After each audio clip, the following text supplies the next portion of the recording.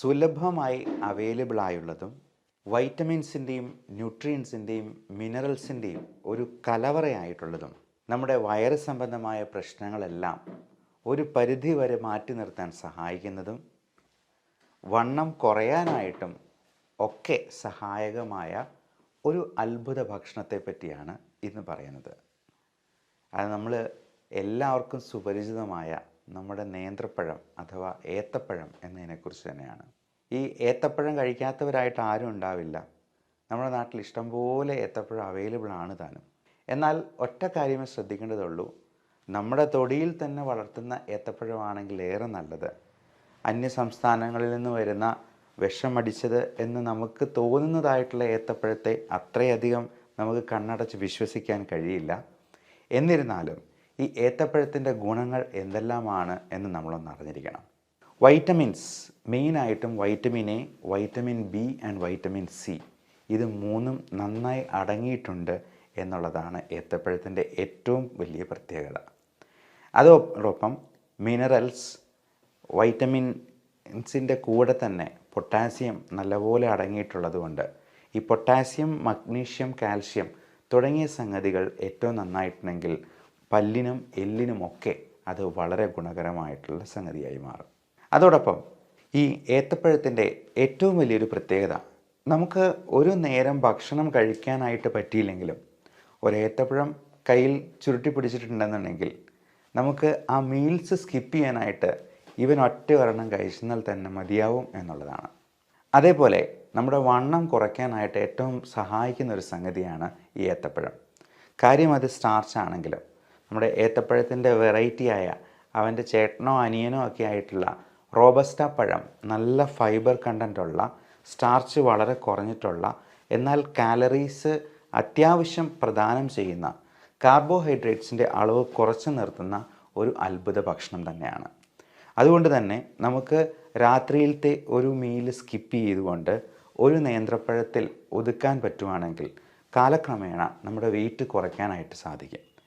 ഒരു ദിവസത്തെ ഡിന്നർ നമ്മൾ ഒഴിവാക്കിയാൽ തന്നെ നമുക്ക് 200 ഗ്രാം വെയിറ്റ് കുറയ്ക്കാൻ പറ്റും എന്നുള്ളതാണ് പഠനങ്ങൾ സൂചിപ്പിക്കുന്നത്. മിക്കവാറും നമ്മളൊക്കെ ഈ ഫാസ്റ്റ് ഫുഡ് സംസ്കാരത്തിൽ രാത്രിയിൽ പരമാവധി ഫുഡ് അടിച്ചു കയറ്റിയിട്ട് ഒരു ജോലിയും ചെയ്യാതെ ആ എനർജി അതേപോലെ സ്റ്റോർ ചെയ്ത് കിടന്നുറങ്ങുന്ന ഒരു പ്രകൃതിയാണ് നമുക്ക് എല്ലാവർക്കും ഉള്ളത്. ആ ഒരു സ്വഭാവം മാറ്റി പിടിച്ചിട്ട് നമുക്ക് വൈകുന്നേരം 6 മണിക്ക് ശേഷം ജസ്റ്റ് ഒരു ഏത്തപ്പഴത്തിൽ തന്നെ അല്ലെങ്കിൽ കുറച്ച് ഫ്രൂട്ട്സും കൂടെ ചേർത്തൊരു സാലഡ് ഉണ്ടാക്കി അത് എടുക്കുന്നത് തീർച്ചയായിട്ടും ഒരുപാട് ഗുണം ചെയ്യും. നമ്മുടെ വെയിറ്റ് റിഡക്ഷനിൽ വളരെയധികം സഹായിക്കുന്നതാണ്. മാത്രമല്ല, കോൺസ്റ്റിപ്പേഷൻ ഉള്ളവർക്ക്, മലബന്ധമുള്ളവർക്ക്, രാവിലെ വയറ്റിൽ നിന്ന് നന്നായിട്ട് പോകുന്നില്ല എന്ന് തോന്നുന്നവർക്ക് ചെയ്യാവുന്ന ഒരു അത്ഭുതകരമായിട്ടുള്ള ഹോം റെമഡിയാണ് ഈ ഏത്തപ്പഴം വെച്ചിട്ടുള്ളത്. അതായത് എണീറ്റ ഉടനെ തന്നെ നമ്മൾ പലപ്പോഴായിട്ട് ഒരു 1-1.5 ലിറ്റർ വെള്ളം, അത് ചൂടുവെള്ളം കുടിക്കുന്നതാണ് ഏറ്റവും നല്ലത്. നന്നായിട്ട് വെള്ളം കുടിക്കുക. അത് പലപ്പോഴായിട്ട് ഒരു 1/2-3/4 മണിക്കൂർ എടുത്ത് ഈ 1 ലിറ്റർ വെള്ളം കുടിച്ചാൽ മതി. അതോടൊപ്പം നമ്മൾ ഒരു ഏത്തപ്പഴം അത് പുഴുങ്ങി കഴിക്കാം. അധികം മധുരമില്ലാത്ത ഏത്തപ്പഴം, ഡയബറ്റിക് ആയിട്ടുള്ള പേഷ്യൻസിന് അധികം മധുരമില്ലാത്ത പഴം പുഴുങ്ങി കഴിക്കുന്നതിന് കുഴപ്പമൊന്നുമില്ല. അത് കഴിച്ചു കഴിയുമ്പോഴത്തേക്കും നമ്മുടെ വയറിൻ്റെ ശോധന ഏറ്റവും ഭംഗിയായിട്ട് പുറത്തേക്ക് പോകാനായിട്ട് വളരെയധികം സഹായിക്കുന്ന ഒന്നാണ്. അതുമാത്രമല്ല, വളരെ ടേസ്റ്റി ആയിട്ടുള്ള ഈവനിങ് സ്നാക്സ് പ്രിപ്പയർ ചെയ്യാനും ഈ ഏത്തപ്പഴം കൊണ്ട് സാധിക്കും. നമ്മുടെ മുത്തശ്ശിമാരൊക്കെ ചിലപ്പം പ്രിപ്പയർ ചെയ്ത് നിങ്ങൾക്ക് കൊച്ചുകുട്ടികൾക്ക് തന്നിട്ടുണ്ടാവാം. അതായത് അത് നെയ്യിൽ ഒന്ന് മുക്കി ഒന്ന് വഴറ്റി ഒരല്പം പഞ്ചസാരയും കൂടെ ചേർത്ത് നല്ലപോലെ ഒന്ന് പൊരിച്ചെടുക്കുന്നത് വളരെ സ്വാദിഷ്ടമായ ഒരു ഈവനിങ് സ്നാക്സായി മാറും. ഈ നെയ്യ് എന്ന് പറയുന്നത് നമ്മൾ നല്ല ഫാറ്റ് LDL കുറയ്ക്കാനും HDL കൂട്ടാനായിട്ടും സഹായിക്കുന്ന ഒന്നാണ്. അപ്പം നെയ്യ് എന്ന് പറയുന്നത് അത് അത്രയ്ക്ക് പ്രശ്നമുള്ള സംഗതിയാണ് എന്ന് വിചാരിക്കേണ്ട. അതുകൊണ്ട് അതൊരു ഈവനിങ് സ്നാക്കായിട്ട് കഴിക്കുന്നത് തീർച്ചയായിട്ടും വളരെ ടേസ്റ്റിയാണ്, കുട്ടികൾക്ക് വളരെ ന്യൂട്രീഷ്യസ് ആണ് എന്ന് മാത്രമല്ല, നമ്മൾ വളരെയധികം മധുരം അടങ്ങിയിട്ടുള്ള ബേക്കറി സാധനങ്ങൾ കഴിച്ച് നമ്മുടെ ഈ കാലറീസിൻ്റെ കൺസംഷൻ കൂട്ടുന്നത് ഒരു പരിധിവരെ ഒഴിവാക്കാനായിട്ടും സാധിക്കും. അതോടൊപ്പം മറ്റ് പ്രധാനപ്പെട്ട ഒരു സംഗതിയാണ് വിളർച്ച അഥവാ അനീമിയ ഒഴിവാക്കാനായിട്ട് ഏത്തപ്പഴത്തിന് ഉള്ള കഴിവ്.